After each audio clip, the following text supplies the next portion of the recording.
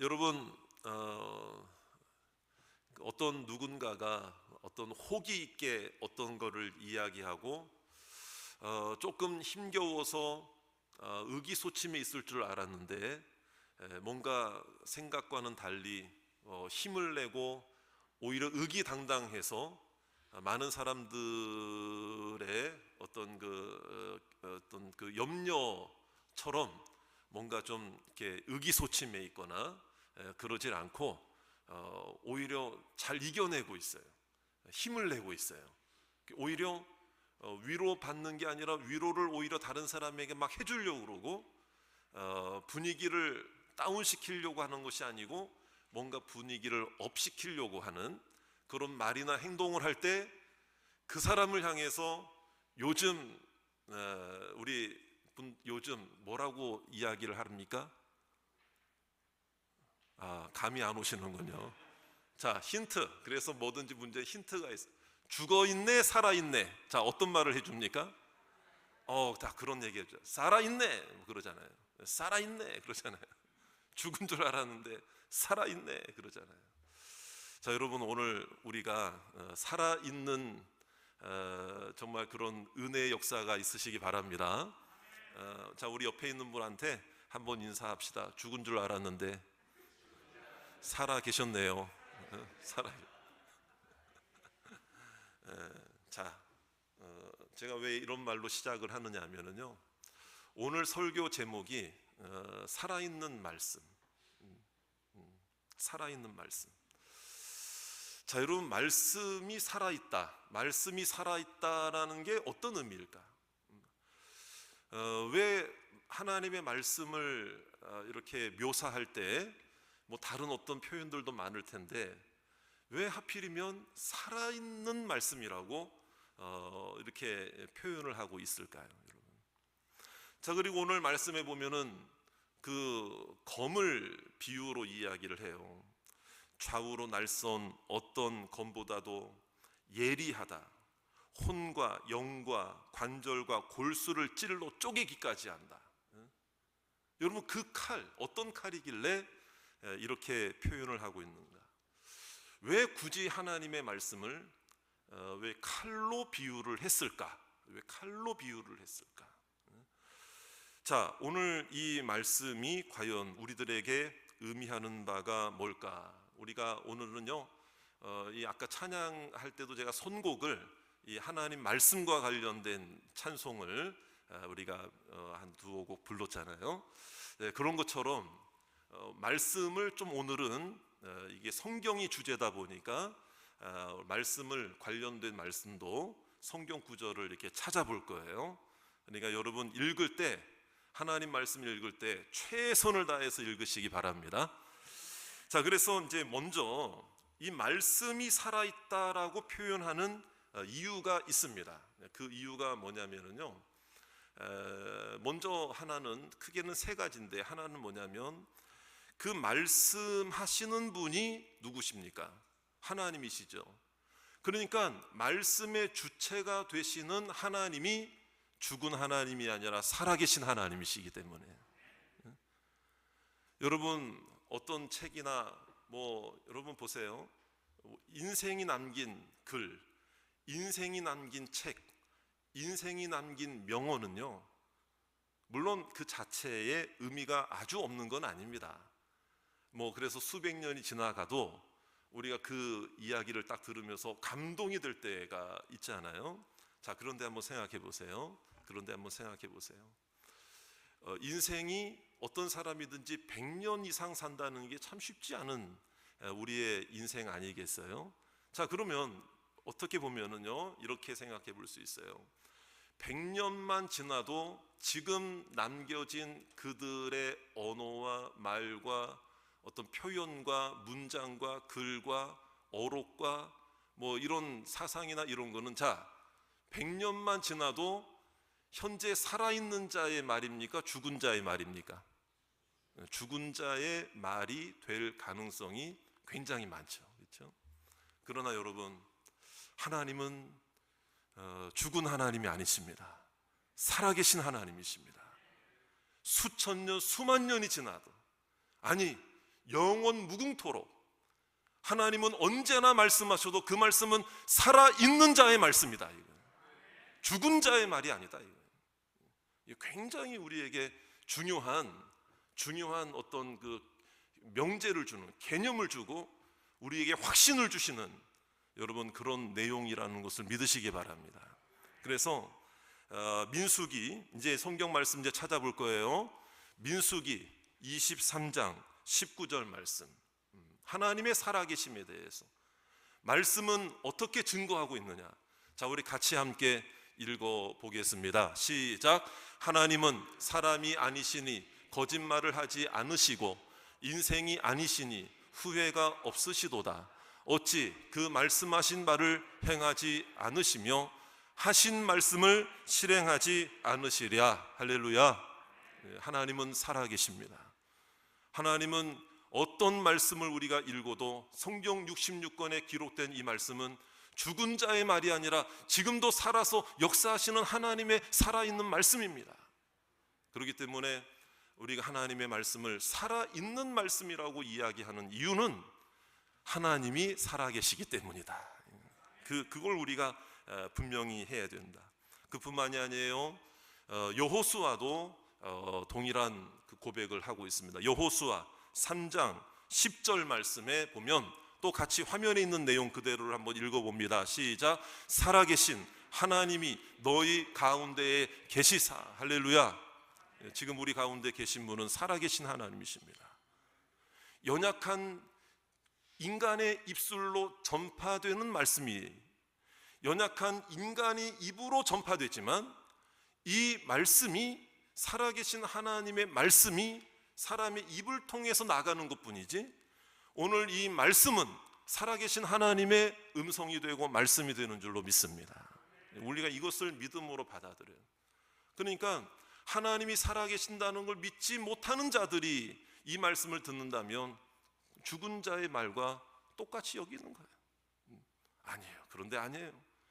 어떤 믿음이 없어도 하나님이 그 영혼을 살아있는 영혼으로 변화시키기 위해서 작정하시고 예정하셨다면 그 어렵고 힘겨운 상황 속에서 여러분 전혀 믿음이 없이 죽은 자의 말처럼 여겨졌던 그 말씀이 하나님께서 역사하시면 정말 그제서야 비로소 주님의 살아계신 말씀으로 들려질 때가 있는 것이고 깨달아질 때가 있는 것이고, 그것이 하나님의 은혜인 줄로 믿습니다. 웨슬리도 그랬고 칼빈도 그랬고 루터도 그랬고 수많은 성경 인물들이 살아계신 하나님의 말씀을 듣고 그 인생이 변화된 줄 믿습니다. 우리 가운데 이 수요 예배 이 시간에도 살아계신 하나님이 말씀하고 계심을 믿으시기 바라고, 그 말씀이 나를 바뀌어 놓고 변화시켜 주실 줄 믿습니다. 자, 그 다음에 살아계신 하나님. 자, 시편 115편 3절 9절 3절부터 9절, 이 말씀은 좀 깁니다. 일단 장절 적어놓고 우리 같이 한번 3절부터 천천히 한번 읽어볼게요. 천천히 우리 다 같이 시작. 오직 우리 하나님은 하늘에 계셔서 원하시는 모든 것을 행하셨나이다. 4절. 그들의 우상들은 은과 금이요 사람이 손으로 만든 것이라. 5절. 입이 있어도 말하지 못하며 눈이 있어도 보지 못하며. 6절. 귀가 있어도 듣지 못하며 코가 있어도 냄새 맡지 못하며 손이 있어도 만지지 못하며 발이 있어도 걷지 못하며 목구멍이 있어도 작은 소리조차 내지 못하느니라. 우상들을 만드는 자들과 그것을 의지하는 자들이 다 그와 같으리라. 그러면 우리는 어떻게 되느냐? 9절 말씀 다 같이 시작. 이스라엘아 여호와를 의지하라. 그는 너희의 도움이시요 너희의 방패시로다. 아멘. 여러분 맞습니다. 죽어 있느냐 살아 있느냐가 여러분 엄청난 여러분 차이를 우리에게 비슷한 게 아니에요. 여러분. 하나님은 그 어느 누구와 비슷한 존재가 아니에요. 하나님의 말씀은 뭐 어떤 세상의 철학이나 사상과 비스무리한 그런 게 아니에요. 그 어떤 것과도 바꿀 수 없는, 그 어떤 것과도 대체할 수 없는 아무리 인간이 손과 팔을 다 만들어 놓고 눈과 코와 입을 귀를 다 만들어 놓고 여러분 어떤 형상화 시켜가지고 세워놓고 거기에 수천 번 수만 번 절을 해도 여러분 그건 죽은 자의 형상이고 어떤 누구도 여러분 그 살아계신 하나님을 따라할 수가 없는 것이고 그것은 생명이 없는 것이기 때문에 여러분 오직 하나님만이 나의 생명입니다. 하나님만이 나의 살아계신 하나님만이 나의 창조주시고 여러분 나의 인격을 내 인격을 하나님께서 창조하셨고 내 형상을 창조하셨고 그러므로 창조자 하나님을 떠나서는 우리가 살아갈 수가 없다. 그래서 살아있는 하나님, 살아계신 하나님, 그것은 믿음으로서만이 받아들일 수 있는 은혜의 놀라운 축복임을 믿으시기 바랍니다. 여러분 살아계신 하나님을 믿습니까? 살아계신 하나님을 인정하십니까? 정말 칼에 목이 들어와도 다시 목에 칼이 들어와도 칼에 목이 들어와도 좀 이렇게 알아듣고 아멘을 하시면 참 좋은데 제가 말해놓고도 자 다시 한번 칼에 목이 들어오는 게 아니라 자 목에 뭐가 들어와도 그렇죠. 여러분 하나님은 살아계시다는 거 그거 잊지 마시기 바랍니다. 그거 양보하지 마시기 바랍니다. 그거 타협하면 모든 걸 다 포기하는 거예요. 모든 걸 다 버리는 거예요. 믿음이 있느냐 없느냐가 거기서 차이 납니다. 그래서 여러분 살아계신 하나님이라고 고백하는 하나님 말씀은 살아있는 말씀이라고 하는 것은 나의 전부입니다. 나의 생명입니다. 이렇게 말하고 이렇게 고백하는 사람은 그 안에 생명이 있기 때문에 말하는 거예요. 그렇게 믿어지는 거예요. 생명이 있기 때문에. 이 바로 살아있는 말씀의 첫 번째 뜻이다. 이렇게 생각을 하시면 되겠어요. 자, 그 다음에 두 번째, 살아있는 말씀이라고 하는 것의 그 의미가 뭐냐? 이거는 이제 나한테로 좀 개념을 이제 나에게로 좀 옮겨 보세요. 나의 존재가 어떤 존재인가를 보세요. 죽음과 절망 가운데 있었던 나를 하나님의 말씀으로 다시 살려주셨습니다. 그런 의미에서 하나님의 말씀은 살아있는 말씀이다. 살려내시는 말씀이다. 나를 살아나게 하시는 말씀이다.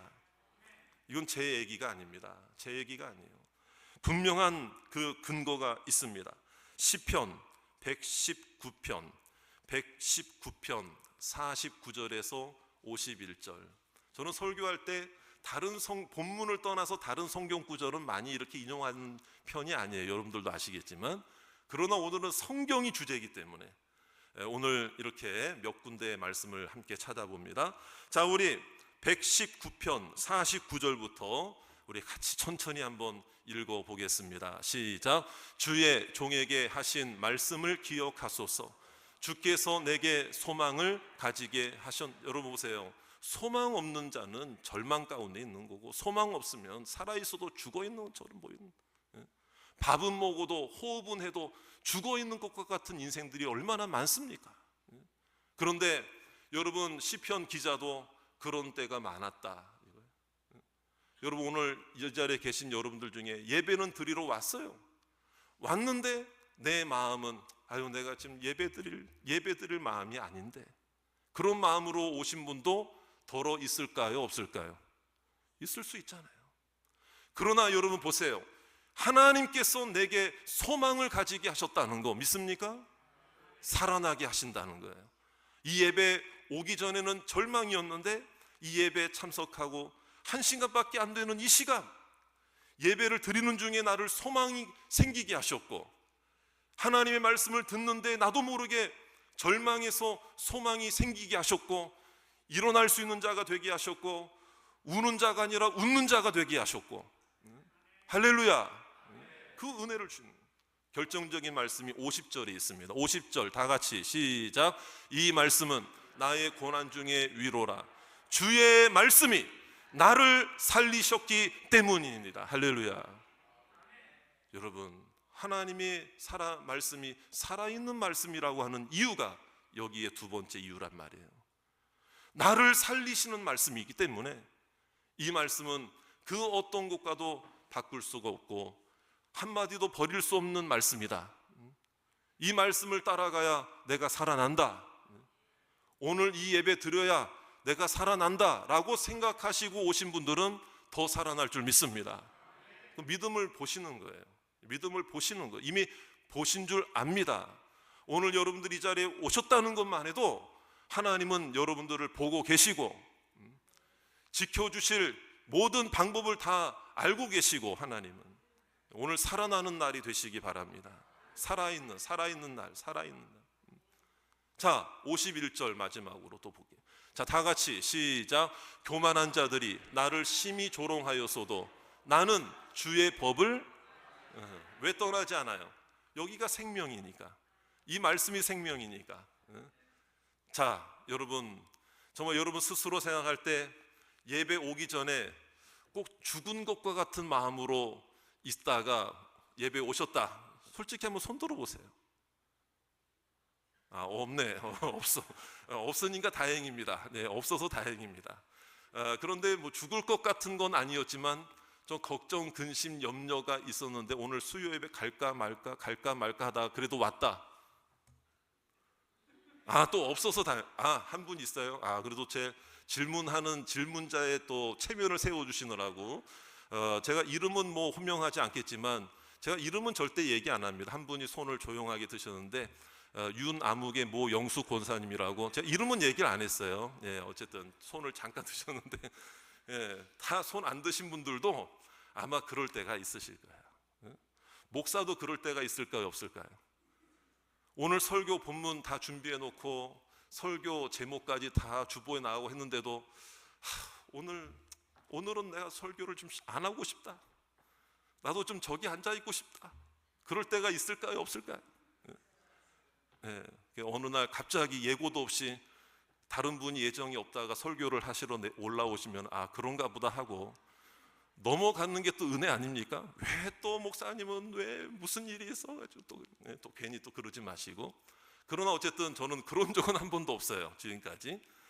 뭐 부목사 생활을 할 때도 그렇고, 뭐 이렇게 담임 목회를 할 때도 그렇고, 뭐 예정되어진 다 그렇게, 사실 그렇게 한 것도 사실 하나님의 은혜죠. 하나님께서 힘 주시고 건강 주시고. 그때 이제 목이 확 잠겨가지고, 겨울에 여러분 기억나시죠? 제가 목이 확 잠겨가지고 그때 이제 예정되었지만은 기도회를 그때는 이제 우리 다른 전도사님께 좀 부탁을 한 적은 있었어요.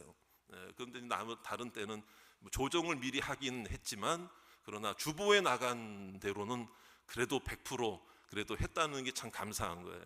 이럴 때 여러분 뭐라고 그래야 돼요? 살아있네, 다 그래야 되잖아요. 그러니까 여러분, 우리가요 살아있다라고 하는 것이 뭐 크고 뭐 거창하고 뭘 가지고 뭘 얻고 막 이렇게 무슨 뭐 그런 게 아니에요. 뭐 억만장자가 되고 뭐 로또가 당첨되고 뭐 그게 살아있고 뭐가 아니에요, 여러분. 그게 아니라 하나님 앞에 있는 게 살아있는 거다. 주님의 손이 나를 붙잡고 있는 것.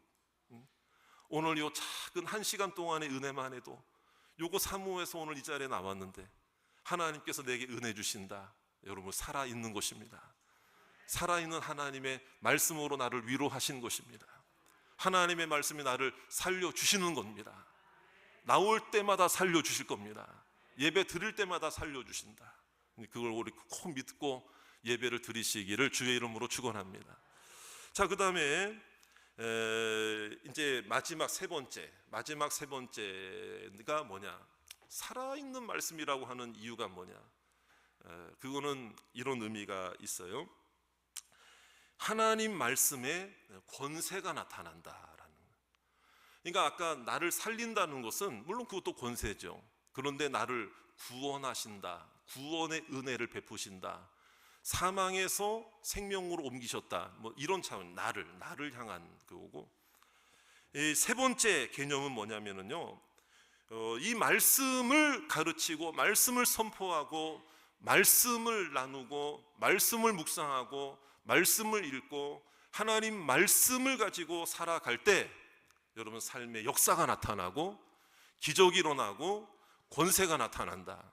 이것을 예수님이 실제로 보여주셨습니다. 그래서 마가복음 1장 22절에 예수님의 가르치심을 많은 사람들이 듣고 놀랐어요. 자, 우리 성경 말씀 또 한번 읽어볼게요. 시작. 무사람이 그의 교훈에 놀라니 이는 그가 가르치시는 것이 권위 있는 자와 같고 서기관들과 같지 아니함일러라. 여러분, 말씀대로 믿으시기 바랍니다. 주님의 말씀이 선포되는 곳에 능력과 기적과 치유와 회복이 나타날 줄 믿습니다. 나에게만 이루어진 것이 아니라 내 옆에 있는 사람에게도, 내 가정에도, 우리 교회에도, 아니 세계 선교 열방 모든 선교지에도 주님의 말씀으로 일하는 곳에 역사가 나타난다. 주님의 이름으로 선포하는 곳에 살아있는 역사가 나타나고 또 생명의 역사가 나타날 줄로 믿습니다. 그래서 이것을 구약 성경에서는 이렇게 또 표현하고 있습니다. 이사야 55장 11절 말씀. 이 말씀도 여러분 아주 중요한 말씀입니다. 우리 이사야 55장 11절 말씀 다 같이 읽겠습니다. 시작. 내 입에서 나가는 말도 이와 같이 헛되이 내게로 되돌아오지 아니하고 나의 기뻐하는 뜻을 이루며 내가 보낸 일에 형통함이니라. 아멘. 여러분, 주님의 말씀을 의지해서 행하는 모든 선교 사역에 생명의 역사가 나타날 것입니다. 여러분, 이 지상의 어떤 교회도, 교회는 약해요, 인간은 약해요, 인간은 부족해요. 그러나 그 인간들이 함께 모여 지상교회도 완전한 지상교회는 없어요. 하나님의 완전한 교회, 그 교회의 의미, 그것은 완전하지만 이 지상에 있는 교회는 완전할 수가 없기 때문에 완전을 향해 나아가는 거죠. 부족해도 나아가는 것이고 부족해도 하나님 의지하며 나아가는 거예요. 그러나 부족할수록 하나님의 말씀을 선포하며 말씀 중심으로 나아가는 교회는 하나님이 책임져 주신다는 거예요. 그곳에 기적도 일어나고 은혜가 나타날 줄 믿습니다. 은총이 임할 줄로 믿습니다. 그래서 저도 그걸 믿으니까 저 자신은 부족해요. 인간으로 볼 때는 부족해. 다 우리가 부족해요. 그런데 주의 이름으로 기도할 때 역사가 나타나는 그런 일들이 종종 목회 현장 속에 일어납니다. 상담을 하고 또 여러 가지 이야기를 나누고 또 안수 기도를 할 때도 그 은혜가 나타나고, 여러분 중요한 것은 저 자신뿐만 아니라 우리 모든 성도들의 삶 속에 이와 같은 역사가 일어나고, 여러분들의 자녀를 부둥켜 안고 믿음으로 울면서 기도해 보세요. 그곳에 살아있는 하나님의 말씀의 역사가 일어나게 될 것입니다. 여러분, 부모가 눈물을 흘리며 기도하는 걸 자녀들이 듣고, 여러분 그 자녀들이 당장은 내색하지 않더라도 결정적인 인생의 어려움을 만났을 때 우리 어머니가 나를 위해 기도해 줬던, 울면서 기도해 줬던 그게 생각이 나는, 내 아버지가 그렇게 힘든 상황 속에서도 수요 예배 그렇게 가려고 애를 썼던 모습이, 주일을 지키려고 그렇게 애를 쓰면서 봉사하던 그 모습이 결국에는 자녀들에게 선명하게 기억이 되는 것이고, 그 말씀을 붙잡았던 부모의 모습이 여러분 나를 살린 것만이 아니라 내 자녀들의 영혼을 살리게 되는 것이고, 그 역사가 내 가정에도, 그 살아나는 역사가 내 가정에도 이루어지는, 내 가정이 그러한 살아나는 현장이 될 줄로 믿습니다. 기적의 현장이 될 줄 믿습니다. 그래서 이 살아계신 하나님의 말씀, 살아있는 하나님의 말씀이라고 하는 이유가 바로 이러한 의미가 있다라는 거예요. 자, 그러면 여기서 중요한 것은, 그렇다면 이 살아있는 하나님의 말씀은 결국 누구를 가리키기에 살아나는 역사를 이루느냐? 그 말씀이 육신이 되어 이 땅에 오신 예수 그리스도가 여러분 우리를 위해 보내주신 하나님의 말씀이고 살아있는 말씀이고 은혜의 말씀이 되는 줄로 믿습니다. 그래서 오늘 히브리서 말씀이 굉장히 중요한 말씀이에요. 사실 2절밖에 안 되지만은요, 히브리서는 우리가 잘 아는 대로 구약 시대의 구약 성경의 배경이 있는 자들에게 복음이 무언가를, 구약에 나오는 그 모든 제사법이란 이런 게 다 이 예수 그리스도를 이야기하고자 하는 것임을 이 구약 배경이 있는 자들에게 알려주기 위해서 뭐 어떤 성전이라든지 뭐 제사법이라든지 제사장이라든지 그런 단어가 많이 나오잖아요. 그렇죠? 히브리서 여러분 다 그런 단어가 많이 나오죠. 네, 다 이제 대답을 다 하셨어. 그래도 올해 성경 어떻게 히브리서까지 읽으셨어요? 지금까지 창세기부터 시작해서 지금 히브리서 정도는 해야 되잖아요, 그렇죠? 고린도전서 좀 더 있어야 되겠네. 자, 그러니까 어쨌든 이 이유가 있어요. 그래서 아까 제가 여기서 말하는 이 칼이 어떤 칼이길래 이 칼을 얘기하느냐, 이게 중요한 거예요. 중요한 거. 자, 여기서 나오는 칼이 그냥 단순한 칼을 말하는 게 아니고 구약 시대 때 재물을 잡을 때 쓰던 제사장이 쓰던 칼이었다. 제사장이 쓰는 칼이다. 그래서 여러분 보세요. 관절과 골수를 찔러, 이게 뭐냐면은 제사장들이 재물을 이제 그 바칠 때, 안수는 이제 죄인들이 와가지고 본인이 안수를 하고, 죽이는 것도 안수자가 하고, 뭐 그래 하여튼 그 예배자가 하고 그래요. 그러나 그 재물을 바치는, 또 불을 태워서 번제로 드리는 이런 모든 것들은 이제 그 제사장들이 감당을 할 때에 제사장들이 쓰던 칼, 그게 바로 이 관절과 재물의 관절과 골수만 쪼개는 게 아니라 혼과 영을 쪼갠다, 찔러 쪼갠다. 이게 결국에 뭐냐, 구약에 나오는 제사를 드릴 때 나오는 그 재물은 곧 우리의 영원한 속죄 양이 되어주신 누구를 말하는 거죠? 예수님을 말하는 거죠. 그 예수님은 우리에게 말씀으로 역사하셨고, 우리에게 단 한 번의 십자가의 죽으심으로 여러분 구약의 모든 율법을 완성하신 줄로 믿습니다. 그렇기 때문에 예수 그리스도를 믿는다고 하는 것은 마치 내 죄악과 내 영혼과 내 상처와 나의 삶을 다 말씀의 검으로 찔러 쪼개며 각을 두고 나누어서 정말 온전히 하나님 앞에 다 맡겨야 해요. 여러분 놀라운 역설의 사건이 다 맡기면 그제서야 살아날 줄 믿습니다. 안 맡기려고 하니까, 안 죽으려고 하니까 안 되는 거예요. 죽기로 작정하고 내 죄에, 그러므로 의인은 하나님의 자는 죄에 대하여 죽고 의에 대하여 다시 살게 하려 하심이니라. 여러분 그게 부활의 은혜고 능력이고 은총인 줄로 믿습니다. 여러분 오늘 우리는 살아나는 날이 될 줄 믿습니다. 가정에 돌아가셔도 살아 있는 자로 승리하시기를 주의 이름으로 축원합니다. 그래서 우리는 여러분 오늘 하나님 앞에서 정말 우리가 다 모든 걸 맡기면 죽은 자처럼 보이지만 우리는 다시 살아나는 자고, 그래서 오늘 좀 결단을 하나 하실 게 있어요. 여러분 올해 이제 11월 달이고 좀 있으면 12월 달이에요. 자, 1년 동안 좀 성숙해지셨어요? 하나라도 좀 변화된 게 있으세요? 하나 이상 그래도 좀 달라진 게 많이 있으시죠, 삶 속에? 자, 우리 옆에 있는 사람 한번 쳐다보세요. 작년하고 비교해서 뭐 좀 새로워졌습니까? 아니면 그대로입니까? 자, 여러분 저를 따라 합시다. 말로 살지 말고 말씀으로 살자. 제가 왜 이런 얘기를 들었냐면, 우리가 말씀으로 살아야 살아나는 거잖아요.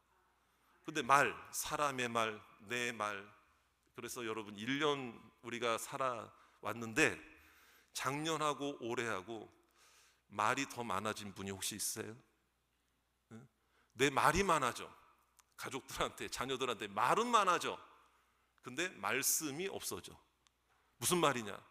하나님의 말씀이 많아져야 되고 내 말은 줄어들어야 되는데, 말씀은 줄어들고 내 말만 많아져. 여러분 말이 아니라 말씀으로 살아내시기를 주의 이름으로 축원합니다. 그래서 말씀으로 사는 사람은 생각이 많아지고 생각이 깊어지고 생각이 풍성해지고 말은 줄어들고, 그렇죠? 근데 하나님 말씀의 살아계심을 깨닫지 못하면은 내 말은 많아져. 내 말은 많아지는데 생각이 짧아지고 생각이 얕게 되고 생각이 막 그냥 흐트러져. 그러면은 제대로 우리는 살아있는 신앙인이라고 할 수 없다. 여러분 다시 한번 따라 합시다. 말로 살지 말고 말씀으로 살자. 그래야 살아날 줄로 믿습니다. 그래서 말씀을 사모하시기 바랍니다. 말씀 받은 걸 감사하시기 바랍니다. 말씀 깨달은 걸 축복으로 여기시기 바랍니다. 그러면 말씀으로 살아가게 될 줄 믿습니다. 말씀으로 승리할 줄 믿습니다. 그런 믿음의 사람들 다 되셔서 감사의 달을 잘 마무리하시고 또 마지막 한 달 남은 12월도 말씀으로 잘 마무리하고 결산하시는 저와 여러분들 되시기를 주의 이름으로 축원합니다.